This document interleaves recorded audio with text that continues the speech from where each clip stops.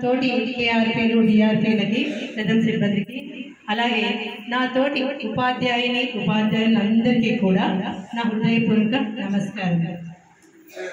యాక్చువల్గా ఈరోజు నేను వన్ డే తరలకు రావడం జరిగింది ఈరోజు కేఆర్పీగా. కానీ వచ్చేటప్పుడు నేను ఒక డౌట్ పడ్డాను. యాక్చువల్గా ఎఫ్ఎల్ఎన్ కదా, ఇందులో 6 days ట్రైనింగ్, దీంట్లో మళ్ళీ మాకు వన్ డే ఇస్తున్నారు. ఈ వన్ డే ఇచ్చినప్పుడు అంటే దాదాపు థర్డ్ ఇయర్ అనమాట, మనకి టర్న్ అమలు జరిగింది. ఆల్రెడీ టీచర్స్ అందరూ కూడా దాని మీద ఇంట్రెస్ట్ అంటే తెలుసుకుంటారు, మనము చెప్పడం వల్ల ఇంట్రెస్ట్ చూపరేమో అనేటటువంటి ఒక చిన్న సంశయంతో అనుకుంటూ వచ్చాను. కానీ ఇక్కడికి వచ్చిన తర్వాత నా ఉన్న సంశయం కాదు కదా, చాలా చాలా చక్కగా ఉపాధ్యాయులంతా రిసీవ్ చేస్తున్నారు. ఎందుకంటే ఆల్రెడీ మనకు తెలిసింది, మళ్ళీ వినాలంటే అబ్బా మళ్ళీ ఇదేనా అనేటటువంటిది ప్రతి ఒక్కరికి కలుగుతుంది. కానీ ఎప్పటికప్పుడు మనం నిరంతర విద్యార్థి మాదిరిగా మన ఉపాధ్యాయులు కూడా అందరూ చాలా చక్కగా సహకరించడం జరిగింది సార్. అందరికీ కూడా కృతజ్ఞతలు. మరి మనం ఏం చేసినా అంటే ఎఫ్ఎల్ఎన్ కావచ్చు, తరలు కావచ్చు, ఏం చేసినా ఎవరి కోసం చేస్తున్నాం? పిల్లల కోసం. మరి ఆ పిల్లల వల్లే మనం ఈరోజు ఇక్కడ ఉన్నాం. మరి అటువంటి పిల్లలను నేటి బాలలే రేపటి పౌరులు. మరి అటువంటి పిల్లలు మనం ఎంత బాగా తీర్చిదిద్దితే అది వారి మనసుల్లో చిరకాలం నిలిచిపోతుంది.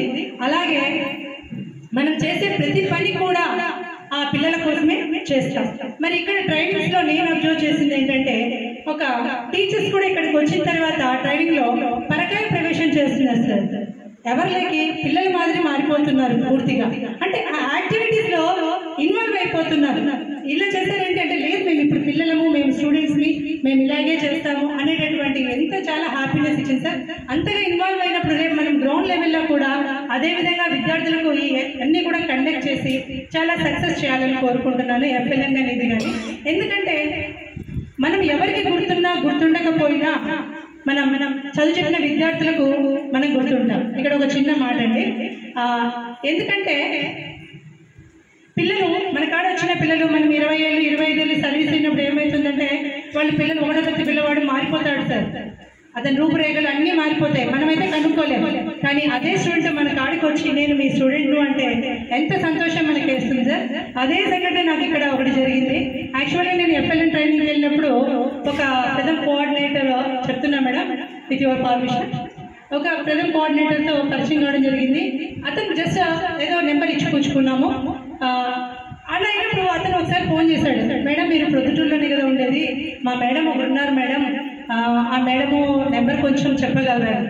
మామూలుగా లేడీస్ మేమంతా బయట మనకు ప్రొద్దుటూరు టౌన్ కాబట్టి ఒకరితో ఒకరికి కనెక్షన్స్ తక్కువ ఉంటాయి, ఎవరు ఎక్కడ చేసేది కొంచెం ఐడియా ఉండదు. మున్సిపల్ స్కూల్స్ ఉంటాయి, చాలా ఎక్కువ ఉన్నాయి మండలంలో.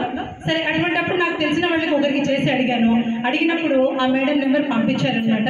ఆ మేడం ఏముందో సార్ సుచిత్ర మేడం, తను చాలా హ్యాపీ సార్. ఆ స్టూడెంట్ ఆ నెంబర్ చేసినప్పుడు మేడం మా ఫస్ట్ క్లాస్ మేడం అనేసి గుర్తుపెట్టుకొని మరి ఆ మేడంతో మాట్లాడడం. మరి ఆ మేడం ఈ రోజు కలిసి నాకు కూడా పరిచయం లేదు మేడం అసలు.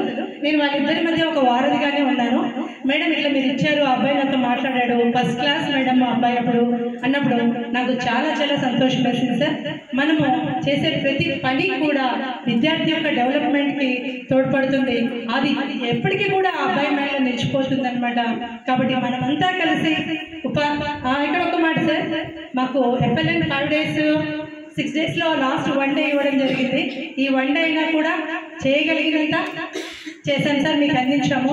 మరి దీన్ని గ్రౌండ్ లెవెల్లో కూడా సక్సెస్ చేయాలని కోరుకుంటున్నాను. మరి ఇటువంటి శిక్షణలో మనం సద్వినియోగం చేసుకోవాలని కోరుకుంటాను సార్. ఇంకొక మాట ఏంటంటే, ఇక్కడ ఈరోజు ట్రైనింగ్ జరిగినప్పుడు ఒక రూమ్లోకి వెళ్ళి ఫస్ట్ నేను చేసిన రూమ్లోకి వెళ్ళినప్పుడు చిన్న చిన్న షీట్స్ ఇవ్వడం జరిగింది సార్ యాక్టివ్ పార్టిసిపెంట్కి. అది చాలా బాగుంది సార్. Thank you sir.